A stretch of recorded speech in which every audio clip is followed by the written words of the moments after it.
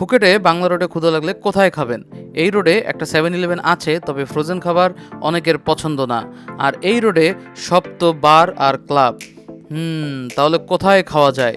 এই প্রশ্নই মাথায় ঘুরতেছিল যখন বাংলা রোড হাঁটার পর পেট চুচু করতেছিল। রোডের একদম শেষ মাথায় পেয়ে গেলাম জগৎ বিখ্যাত ম্যাকডোনাল্ডস।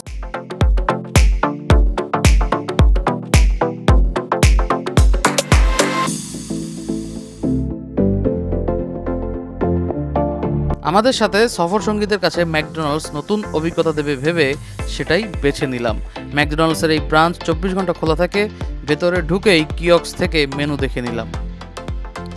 কিছুক্ষণ আলোচনার পর আইটেম ফাইনাল করলাম। বার্গারের একটা হ্যাপি মিল, 2 পিস চিকেন, একটা ফ্রেঞ্চ ফ্রাই এবং 3টা কোল্ড ড্রিঙ্কস ছিলাম।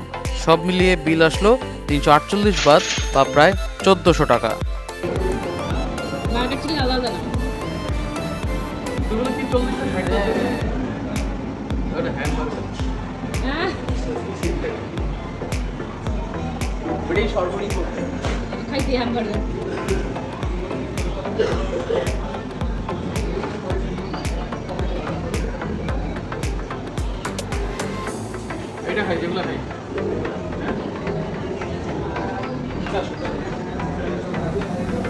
কিয়ক্সে অর্ডার জেনারেট করার পর সেখানেই চাইলে পেমেন্ট করা যায়, তবে টেকনিক্যাল কারণে নানান জটিলতা দেখা দিতে পারে।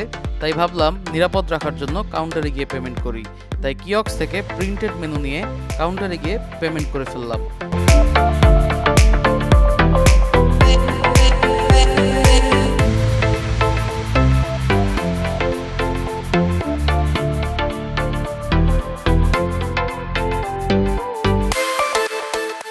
পেমেন্ট করার কিছুক্ষণ পরেই টেবিলে খাবার সার্ভ করলো। তো এই ছিল থাইল্যান্ডে ম্যাকডোনাল্ডসে আমাদের অভিজ্ঞতা। কেউ যদি ম্যাকডোনাল্ডসে খেয়ে থাকেন, আপনাদের অভিজ্ঞতা কেমন কমেন্ট বক্সে জানান। আর আপনারা কি চান দেশে ম্যাকডোনাল্ডস আসুক? Comment below.